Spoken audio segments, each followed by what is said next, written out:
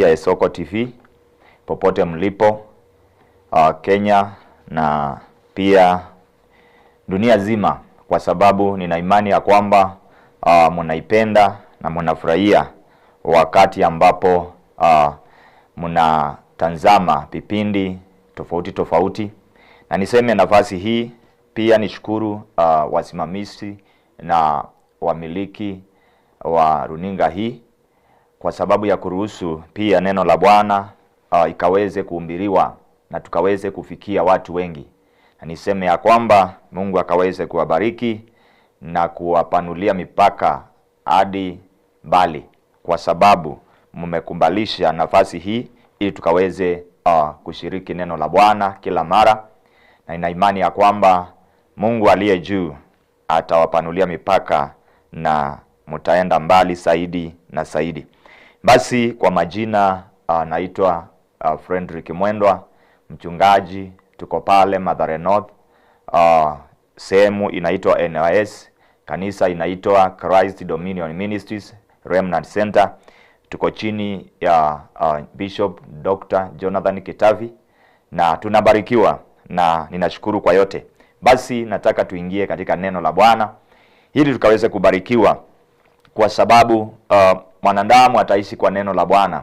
Mwanadamu hataweza kuishi kwa chakula, hataweza kuishi kwa mkate, hataweza kuishi kwa sababu ya marafiki, hataweza kuishi kwa sababu ya mali, bali mwanadamu ataweza kuishi kwa sababu ya neno la Bwana.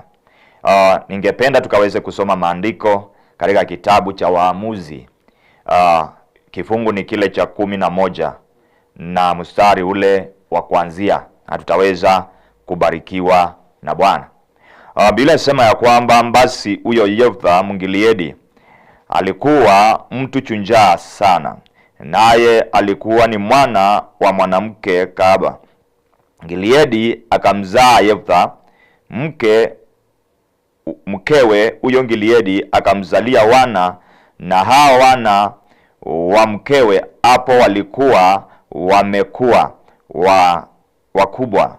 Wakamtoa Yeftha na kumwambia, wewe utarithi katika nyumba ya baba yetu, kwa sababu wewe umwana wa mwanamke mwingine. Ndipo Yeftha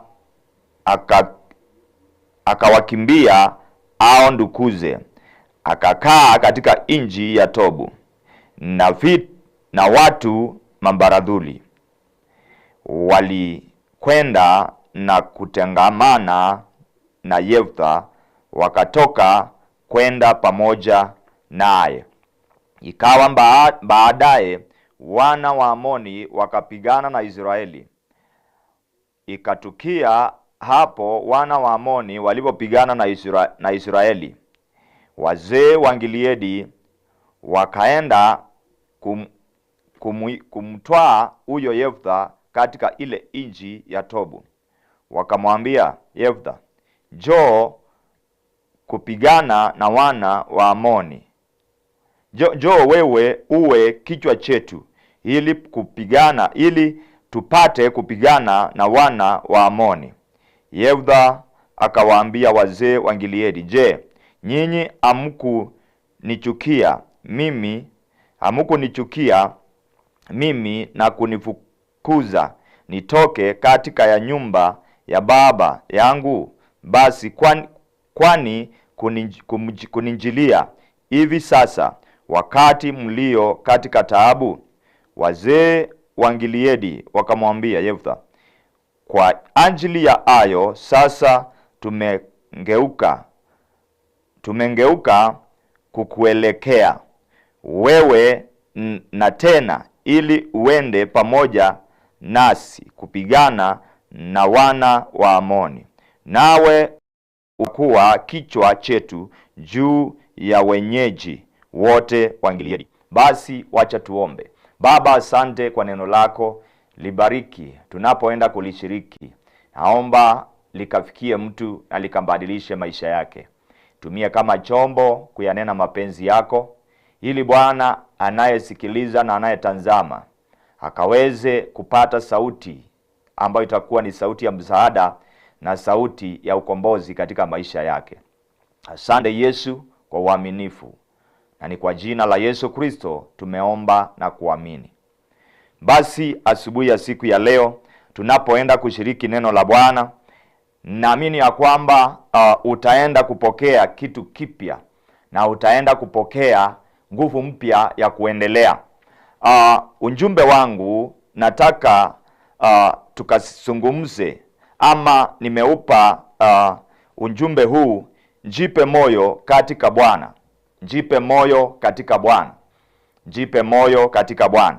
Huo ndio ujumbe wetu asubuhi ya siku ya leo. Jipe moyo katika Bwana. Yeftha, kama vile tumesoma, linasema ya kwamba alikuwa mtoto wa mwanamke mwingine, na baba yake alipomzaa na akaja akaoa wale watoto wa yule mke ambaye alikuwa ameoa, kwa sababu huyu kijana alikuwa ni kijana wa mama mwingine, na Biblia inasema ya kwamba alikuwa ni kijana wa mama kahaba. Na wakati ambapo baba yake aliweza kuoa na watoto wengine wakazaliwa kwa ile jamii, ikafika wakati watoto wakawa wakubwa, na walipokuwa wakubwa wakaamua ya kwamba Yeftha hawezi akaendelea kukaa pamoja nasi, na wakachukua hatua na wakamwendea na wakamwambia kwamba hawezi ukarithi pamoja nasi, kwa hivyo katika jamii hii hauna nafasi, unapaswa kuondoka. Na Biblia inasema ya kwamba wakati walimwambia Yeftha yale maneno, yeye akaondoka na akaenda kukaa katika nchi ya Tobu. Na Biblia inasema ya kwamba wakati alienda kukaa kule, alitangamana na watu baladhuli. Watu baladhuli ni wale watu ambao wako na matatizo ya kimawazo. Na Biblia inasema ya kwamba alikaa na wale kule, na ndugu zake wakambaki wakifurahia kila kitu pale nyumbani, lakini yeye akawa ameondoka. Na Biblia inasema ya kwamba alipoondoka, kuna wakati ilitokea na vita ikaanza kupigana wana wa Amoni na wana wa Israeli. Na Biblia inasema ya kwamba wakati ambapo vita ilianza, hapo ndipo mambo yalianza kumbadilika. Na asubuhi ya siku ya leo nataka niongee na mtu ambaye anapitia katika hali ya rejection, ama hali ya kukataliwa. Ninajua si Yeftha peke yake alipitia yale, si Yeftha peke yake alikataliwa. Kuna watu wanakaa maisha ya kukataliwa, kuna watu wanakaa maisha ya rejection. Unapata ya kwamba hata kila kitu ambacho unachokifanya akifaulu. Unajaribu kazi, unafanya siku 3 na ile kazi unapata ya kwamba ile kazi imesambaratika hata pasipo na sababu. Unapata ya kwamba ukiajiriwa mahali huwezi ukakaa. Hata vile vile unapata katika ndoa, kuna mtu akiolewa anamaliza mwaka mmoja na ile ndoa inasambaratika.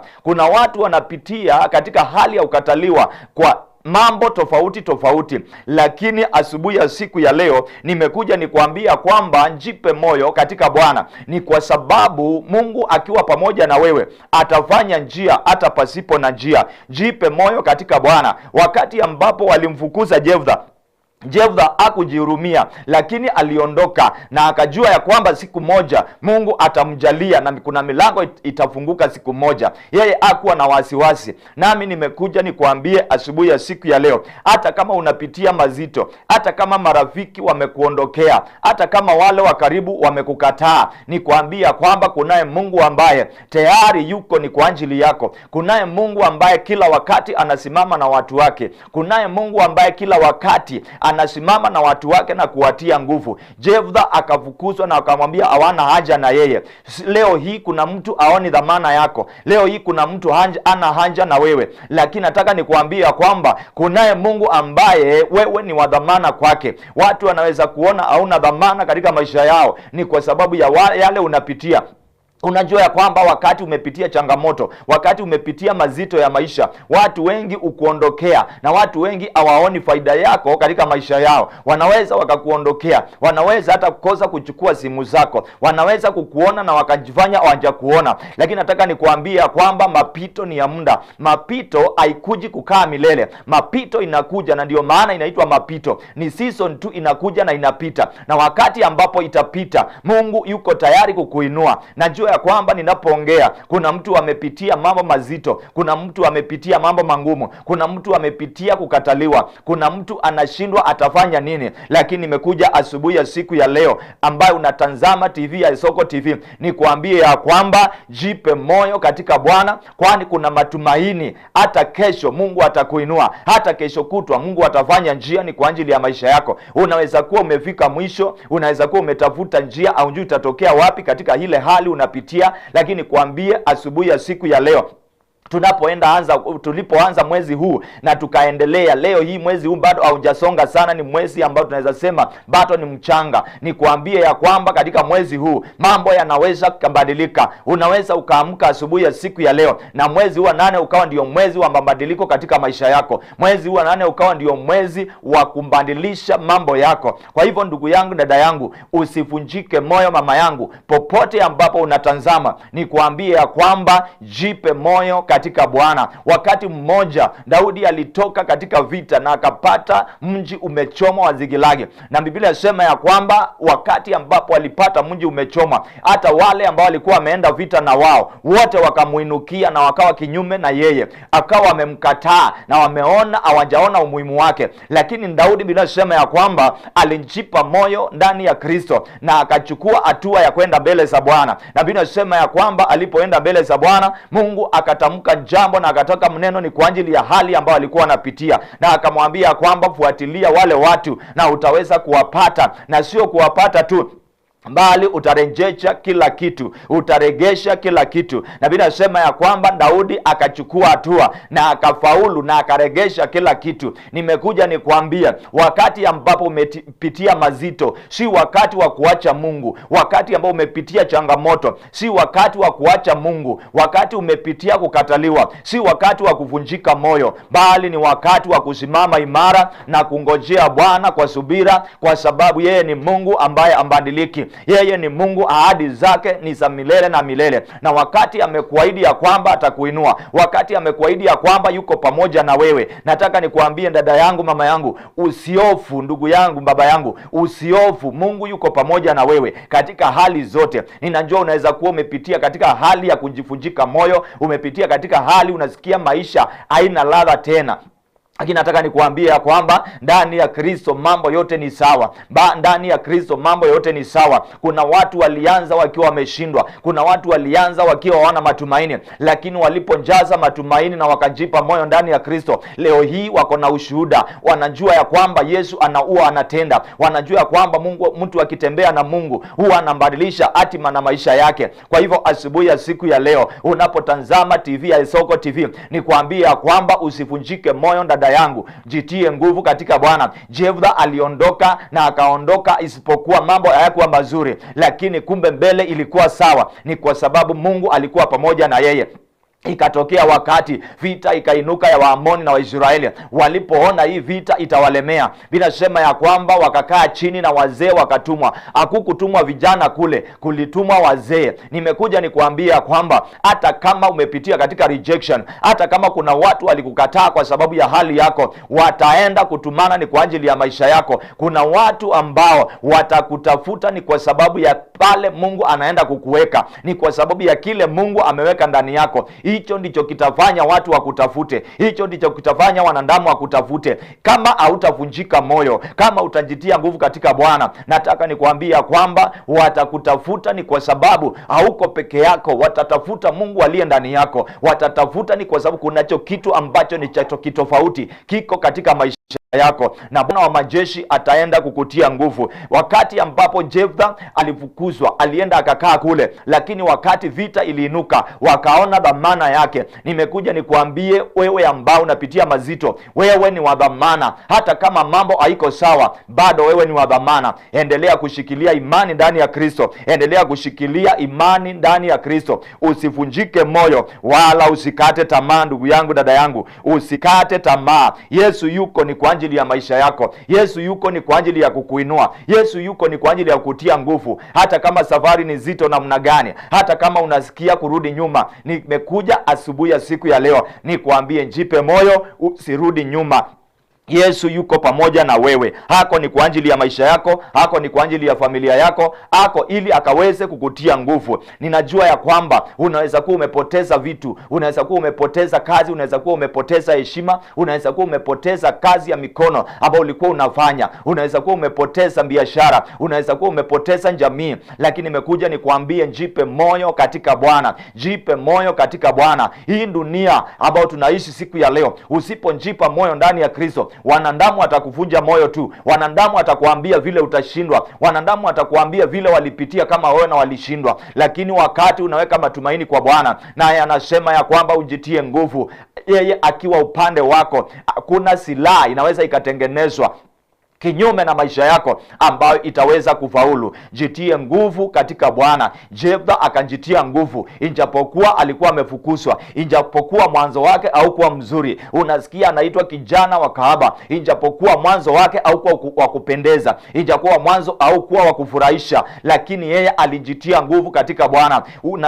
Najua ya kwamba kuna jambo ambalo ukiangalia katika maisha yako linaweza kuwa limekuwa kikwazo. Unaangalia na unasema ya kwamba hata wale wa kwetu walio nitangulia hawakuweza kufaulu katika haya maisha. Unaangalia na unasema ya kwamba hata wale walionitangulia hawakuweza kufanya vyema katika maisha. Lakini nataka nikuambie, unaweza toka katika ile background ambayo imedharauliwa, unaweza toka katika jamii ambayo haina jina, unaweza kutoka katika jamii ambayo imedharauliwa. Inaweza kuwa jina lako hakuna mtu analitambua, lakini kuambia, ukibeba Kristo ndani yako na ujipe moyo ndani ya Kristo, kuna siku moja mambo yatabadilika, na kuna siku moja utakuwa kama kielelezo kwa wanadamu, na watasema ya kwamba kama fulani aliinuliwa, hata mimi najua siku moja nitainuliwa. Nikwambia kwamba wewe ni ushuhuda mahali ulipo, wewe ni ushuhuda. Kuna watu watasimama ni kwa ajili yako, usirudi nyuma. Kuna watu wanakuangalia, usirudi nyuma. Mambo yanaweza kuwa magumu, mambo yanaweza kuwa hayaendi mbele, lakini wakati Kristo yuko ndani yako, ni kuambia kwamba it is just a matter of time. La Bwana anaenda kukuinua, na Bwana anaenda kubadilisha mambo, na Bwana anaenda kubadilisha maisha yako, na itakuwa kama ushuhuda, na watu watasema hakika huu ni mkono wa Bwana juu ya maisha yako. Kwa hivyo wakati Jefta alikaa kule, kuna wakati vita iliinuka na ikabidi waende wakamtafute ili akaweze kuwapigania. Kuna vitu ambazo na kuna neema Mungu ameweka ndani yako. Hiyo neema labda haina mtu mwingine. Hiyo neema si watu wengi wameibeba, ni wewe umeibeba. Usivunjike moyo. Hiyo neema ni wewe uko nayo. Hiyo neema ni wewe umebeba. Usijidharau. Hiyo neema tu Mungu amekupatia. Hicho ndicho kitu ambacho kitakufanya utokelezee. Hicho ndicho kitu kitakufanya watu wakuheshimu. Usinje ukajidharau, usinje ukajikataa, usinje wacha watu wakukatae. Let people reject you. Let people deny you. Wacha waseme hawakujui, wacha wakukatae, lakini kuambie usinje ukajidharau. Watu wanaweza wakakudharau. They have choice. They have choice to reject you. They have choice. Wako na kila nafasi ya kukudharau na kusema hawezi, lakini usinje ukawa na nafasi ya kujidharau katika maisha yako. Wewe jione ukiwa mshindi, jione ukiwa mtu mkubwa kesho, jione ukiwa mtu wa mafanikio. Wacha wakudharau, wacha wakurudishe nyuma na waseme hauwezi, lakini wewe usije ukajidharau hata siku moja. Jitie nguvu katika Bwana. Nimekuja nikuambia kwamba jipe moyo ndugu yangu, dada yangu, mahali popote ulipo. Jipe moyo asubuhi ya leo. Kuna mtu alikuwa amefika mahali na amesema ya kwamba maisha haina ladha tena. Kuna mtu alikuwa amefika mahali na alikuwa anasema anataka hata kujinyonga. Kuna watu walikuwa wamefika mahali na alikuwa amesema ya kwamba hii jamii imenichokesha, ninaondoka. Nataka nikuambie, kabla haujavunjika moyo, mpe Bwana nafasi kidogo. Mpe Bwana nafasi kidogo asubuhi ya leo. Anikwambia kwamba jipe moyo katika Bwana. Mungu anaenda kukushughulikia. Mungu anaenda kukushughulikia asubuhi ya siku ya leo. Jipe moyo, usiondoke kwa hiyo jamii, usiondoke kwa hiyo kazi, usiondoke kwa hiyo biashara. Kuna kitu kipya Bwana anaenda kutenda, ni kwa ajili ya maisha yako. Bora tumesikia sauti hii. Hii sauti inakuja kwako kama sauti ya ukombozi katika maisha yako, na mambo yanaenda kubadilika, na mambo yanaenda kubadilika. Kama Bwana alitubadilisha, kama Bwana Bwana alitunjaza matumaini wakati tulifika mwisho. Kama Bwana hakutuachilia tukaibika, hata wewe hata kuachilia na hutaweza kuaibika asubuhi ya siku ya leo. Endelea kujitia nguvu na uendelee na kujitia nguvu katika safari hii ya imani. Wewe ambao uko pale nyumbani unatazama Isoko TV, ni kuambia kwamba jipe moyo katika Bwana. Kuna watu wamepitia mazito, lakini kuambia kwamba tunapoenda kuomba muamini Bwana na ataenda kufanyia njia hata pasipo na njia. Tunapoenda kuomba mtumainie Bwana. Wale wanamtumainia Bwana huwa anawainua.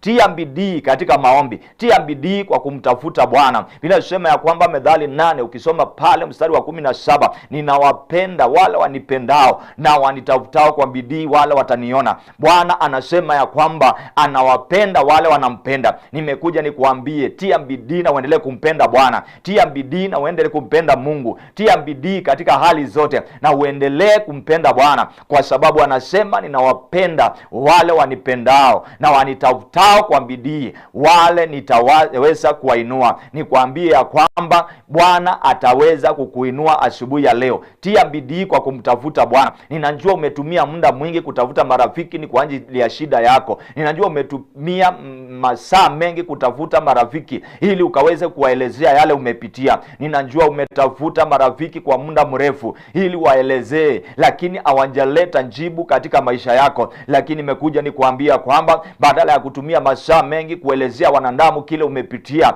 tumia masaa mengi kuelezea Mungu kile ungependa akufanye siku ya leo, kile ungependa akufanye siku zijazo, kile ungependa afanye watoto wako siku zijazo, vile ungetamani jamii yako iwe siku ambazo zinakuja. Tumia muda mwingi kumweleza Bwana matatizo yako, bali wacha kuelezea wanadamu shida zako, kwa sababu wanadamu hawajabeba jibu yako. Wanadamu hawajabeba jibu yako. Tazama, hata wakati Lazaro alikufa, dada zake walitembelewa na watu wengi ambao walikuja kuomboleza pamoja na wao, lakini wale watu hawakuweza kuregesha uhai wa Lazaro mpaka wakati Yesu aliingia katika ule mji. Wakati Yesu aliingia, ndipo uzima ulipatikana. Watu wanaweza kuja pamoja na wewe, na si vibaya, ni vizuri, na wakaomboleza na wakakuambia, ndugu yangu, dada yangu, ni pole, lakini najua ya kwamba kitu kimoja, watu hawezi wakaregesha. Kuna vitu watu hawezi wakaregesha, kuna vitu watu hawawezi wakaregesha.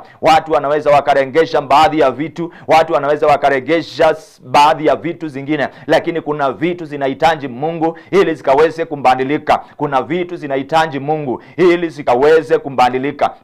Kuna sehemu Mungu atakuchukua, kuna sehemu Mungu atakupeleka asubuhi ya siku ya leo. Amini, na kama Jephthah alipata kimbali baada ya kufukuzwa nyumbani, hata wewe utaenda kupata kimbali asubuhi ya siku ya leo. Hata wewe utaenda kupata kimbali asubuhi ya siku ya leo. Muamini Bwana. Nimekuja tu nikuambia kwamba jipe moyo katika Bwana. Usivunjike moyo hata kama mambo yako namna gani. Jitie nguvu katika Bwana. Jephthah hatimaye aliweza kufaulu kupigana vita na akarudi na akawa kiongozi katika wale wazee. Akarudi akawa kiongozi. Nimekuja nikuambia kwamba hatima yako haiko mikononi mwa mwanadamu. Hatima yako iko mikononi mwa Bwana. So jitie nguvu katika Bwana na utaweza kushinda. Jitie nguvu katika Bwana na utaweza kushinda.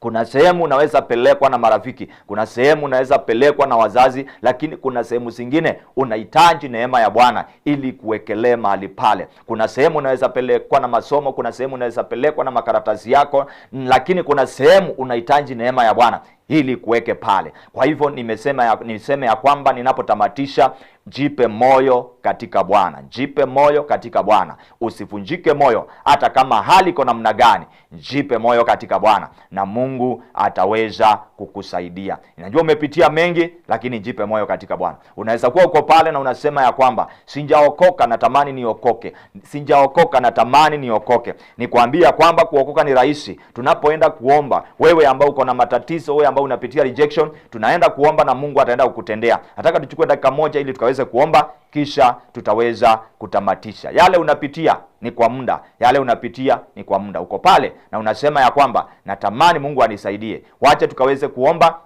na Mungu ataweza kuwasaidia. Baba, katika jina la Yesu, asante kwa nafasi hii ambayo umetupatia kuwa katika hii runinga ya Isoko TV. Mungu wa rehema, ninajua ya kwamba ulikuwa na kusudio kuna nafsi umenguza mahali, kuna moyo umenguzwa mahali na neno lako, hivyo ukawabariki na ukawatie nguvu. Wale wamevunjika moyo wainue mara tena, ili wakatembee katika ushindi. Kuna mtu wako pale na hajaokoka na anatamani kuokoka, hivyo Bwana muokoe na umutie nguvu na umuinue akawe kiumbe kipya. Na waombea neema na waombea baraka za Bwana, ili Bwana akaweze kuwatia nguvu, Bwana akaweze kuwainua, Bwana akaweze kuwabariki zaidi na zaidi. Na ni kupitia jina la Yesu Kristo tumeomba na hata kuamini. Amen. Amen. Mungu akaweze kuwabariki, Mungu akaweze kuwatia nguvu.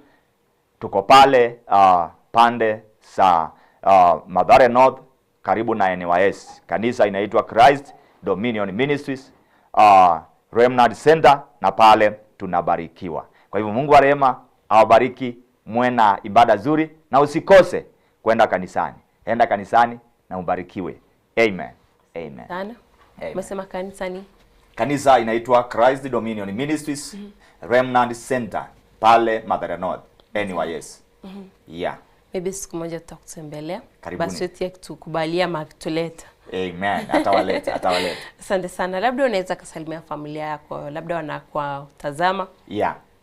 Bwana nitazama na nitawasalimia familia yangu, mke wangu ambaye anaitwa Fred. Mungu awabariki. Pokeeni salamu. Kuna kijana anaitwa Victor, kuna kijana anaitwa Emmanuel. Mungu awabariki. Pale kanisani sitasemie kiongozi moja wawili. Tuko na kiongozi wazee wa chama Deacon anaitwa David Kaleli na mke wake Han. Mungu awabariki sana. Nisalimie pia kiongozi wa wamama anaitwa Lydia wa Alex pamoja na mzee wake Alex. God bless you. Tuko na kiongozi wa wanarika pia ni msalimia anaitwa Samuel Fundi. God bless you. God bless you. Tukutane pale kanisani tukaweze kubarikiwa. Amen. Asante sana. Yeah. Next time tunakuinvite bado. Amen. Najua huku ni kwa kila mtu. Amen. Asante sana. Amen. Labda tuweze kurudi kwa mtazamaji. Yeah. Tuzungumze kidogo kwa lugha yetu ndipo tuweze kurudi. Tumebarikiwa. Asante sana. Ya Ediba ya Masisenia. Ediba ya Masisenia. Kuongelea kwa baraka. Na kunywa maji ya uzima. Na kunywa maji ya uzima. Asante. God bless you. Thank you. Thank you. Welcome. Sasa umwanchito mugiria marande na radio na bakonyora sensemo ito yo mtandao Facebook no ali na kode sharing ali sensemo yo mtandao ne na bakonyora boga sensemo ito ya YouTube na bakonyara marande ya YouTube ya tukusisia kule ne bono ni kinga kitoko swase ebiro bya Biblia na Pastor Moses na bogo basweti banyari bagutwiranira amabuli ya tukunya tukwibole kali tukwegonga etaike ya moyo kumwanchito mugiria na twirane na ndi nkwenyori ngali tukulia rero kinga kine cya gusaba gotera kuri tagite kiagera nateba ngali tukulia rero mwanchito mugiria naye ndagitura tutereri